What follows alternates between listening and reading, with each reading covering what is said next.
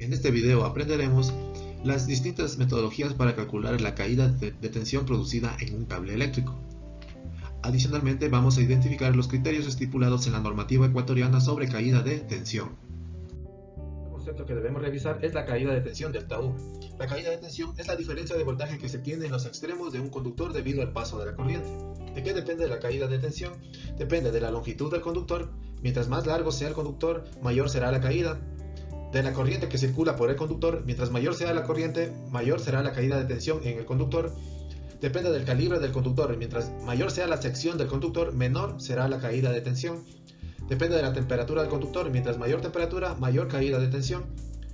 Y también depende del material del conductor, si es cobre o aluminio.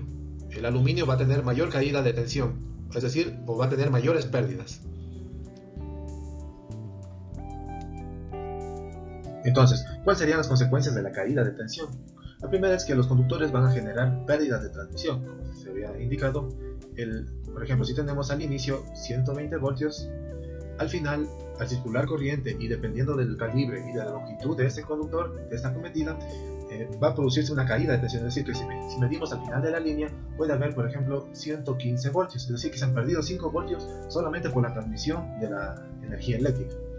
Pues aquí tenemos otra consecuencia, que es la pérdida de nivel de voltaje y que también limita la longitud del conductor. Es decir, si tenemos una cierta carga, va a haber una limitación de la longitud, ya que si usamos cierto calibre, va a tener cierta distancia máxima que podrá cubrir el porcentaje, cierto porcentaje de pérdida de tensión. Es decir, por ejemplo, si esta carga funciona con 118 voltios como mínimo, si le llegan 115 podría no funcionar. Entonces hay que tener muy en cuenta este factor de caída de tensión en el dimensionamiento de los calibres de los conductores. Según la normativa ecuatoriana, los valores máximos admisibles de caída de tensión, recuerden que la caída de tensión delta V representa la caída de tensión en ida y vuelta, entonces, en ambos sentidos. Entonces, aquí los valores máximos, por ejemplo, entre el tablero de medidor o el medidor hacia el tablero de distribución principal de la vivienda, debe ser la caída de tensión menor o igual al 2%. Y entre el TDP o el tablero de distribución principal de la vivienda hacia cualquier carga debe ser menor o igual al 3%.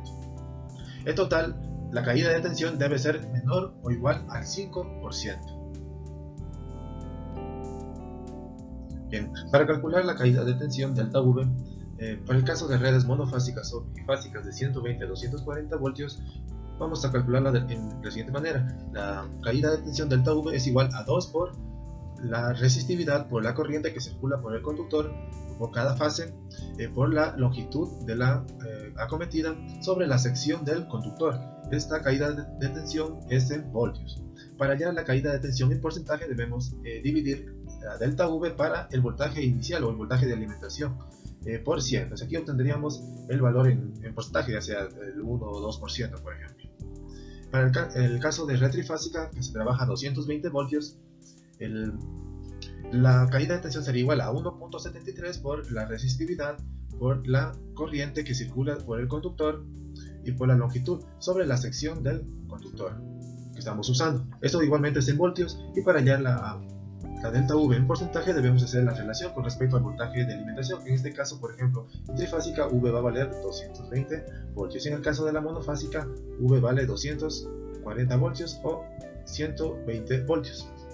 Pues aquí tenemos que la I es la corriente en amperios, Rho, que es la resistividad del cobre, en este caso si usamos cobre, que es de 0.0172 ohmios por milímetro cuadrado sobre el metro a 20 grados centígrados, R, que es la longitud del conductor en metros, y S, que es la sección del conductor en milímetros cuadrados. Por lo general, siempre vamos a tener constantes lo que es la distancia hacia la carga y la corriente que consume la carga, por lo que es necesario dimensionar el calibre del conductor. Entonces podemos usar algunas fórmulas derivadas de la anterior. Por ejemplo, para calcular la sección, si es que la caída de tensión sea menor o igual al 3%, entonces podemos usar la siguiente fórmula, que la sección debe ser mayor o igual al 66.67 por la resistividad, por la corriente, por la longitud o la distancia a la que está la carga sobre el voltaje de trabajo. Esta sección encontraremos en milímetros cuadrados y el voltaje de trabajo es 120 voltios o 240 voltios, dependiendo si es una red monofásica de 2 hilos o de 3 hilos. Para el caso de que la caída de tensión deba ser menor o igual al 2%, entonces debemos usar la siguiente fórmula, que la sección debe ser mayor o igual a 100 por la resistividad por la corriente por la longitud sobre el voltaje.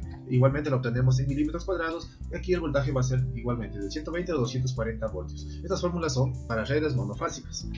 Igualmente la corriente será en amperios, la resistividad del cobre en ohmios por milímetro cuadrado sobre metro, la longitud en metros y la sección obtendremos en milímetros cuadrados. Ahora, revisemos un ejemplo de cálculo de caída de tensión. Tenemos que un tablero trabaja a 240 voltios, es decir, tiene una conexión de dos fases más neutro, en un edificio y se encuentra ubicado a 50 metros hacia el tablero general de medidores. El tablero alimenta una carga total de 5400 watts. Nos piden determinar el calibre del conductor apropiado para la cometida del tablero hacia el TGM. Primeramente debemos calcular la corriente, que va a ser igual a la potencia sobre el factor de potencia, que en este caso es 0,92, y por el voltaje. Luego tendríamos que la corriente es igual a 5400 watts sobre 0,92 por 240 voltios, que va a ser igual a 24.46 amperios. Añadiendo un factor de seguridad del 25%, tendríamos que esta corriente final sería de 30.57 amperios. Luego, usando las fórmulas anteriores, podemos calcular la sección mínima que debe tener el conductor.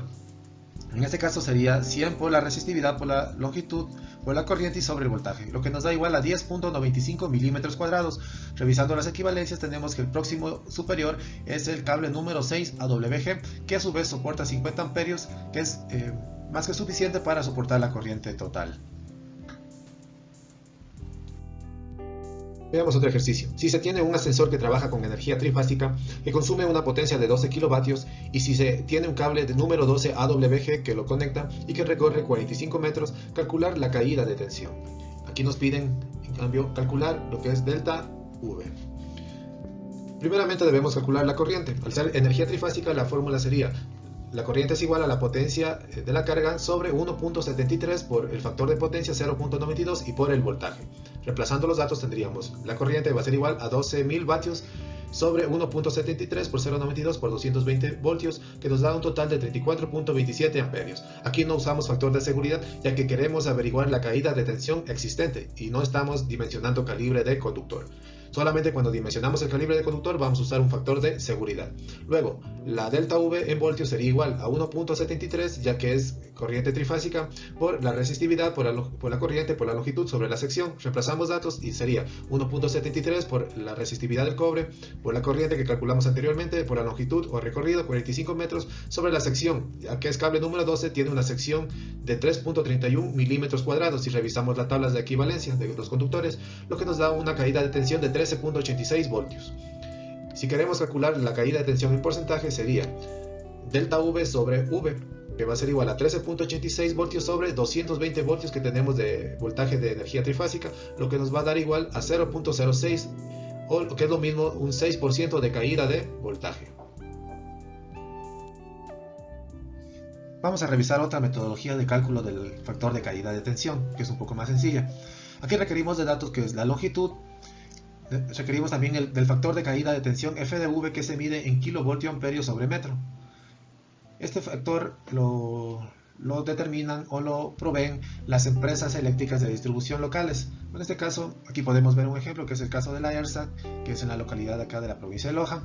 Entonces aquí podemos ver, por ejemplo, para el caso de cable de cobre, en una conexión de 240 a 120 monofásica, en una conexión de dos fases y tres conductores. Para el caso, por ejemplo, si usáramos calibres 6 para la fase y 6 para el conductor, tendríamos un FdV de 185 para el caso de dos fases y tres conductores. Y también requerimos de la demanda máxima de diseño, que es la potencia, en otras palabras, que vamos a alimentar con el conductor, que se mide en kilovoltio amperio. Es decir, ya es la potencia aplicando el factor de potencia. Entonces tendríamos que la caída máxima de tensión en porcentaje sería la longitud por la DMD o potencia alimentada sobre el FdV, que es el factor de caída de tensión. Revisemos un ejemplo con esta metodología. Nos plantea el siguiente ejercicio: calcular la caída de tensión para una cometida subterránea de 240 voltios domiciliar con cable TTU de cobre número 6 AWG. Esta acometida tiene una longitud de 50 metros y la DMD de la vivienda es de 8 kVA. Entonces, nos dicen calcular la caída de tensión. Entonces tenemos que, si revisamos la tabla anterior, tendremos que el cable número 6 AWG tiene un FDV en 240 voltios de 185.